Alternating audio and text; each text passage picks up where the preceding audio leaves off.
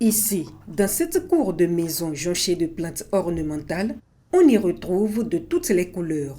Convaincu de leur utilité, le propriétaire des lieux en prend soin et au quotidien.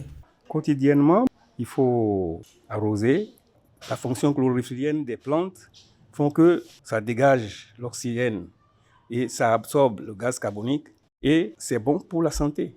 Toute une diversité d'espèces. Elles répondent également aux besoins sanitaires. Cette plante, on l'appelle l'hysope de Jérusalem. Lorsque vous avez des maux de ventre, vous avez la diarrhée, vous lavez bien à l'eau salée et puis vous mâchez ça. 10 ou 15 minutes après, vous êtes calmé. Cette plante, les gens disent que ça éloigne les serpents de la maison.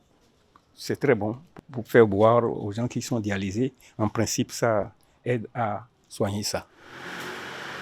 Des plantes aux vertus thérapeutiques, on en retrouve également chez Eric Aivodi, agro-aménagiste. Il a fait de son domicile une niche de la biodiversité. L'arbre que nous avons, que nous regardons là, c'est un arbre qui ne date pas de notre époque, le ciserai. À partir de cette plante, les laboratoires ont extrait une molécule, la miraculine, pour élaborer un sucre pour les diabétiques.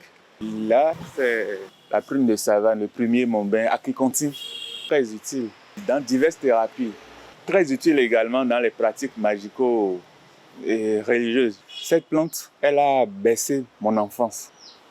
C'est le bengbeti. Nos ancêtres mettaient ça sur les concessions, dans les maisons, pour contrer ces mauvaises vibrations. Elle reste fleurie pendant 4 mois minimum.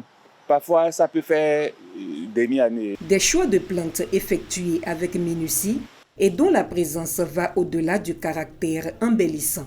Les plantes ont la capacité de faire ressurgir des événements d'un passé lointain.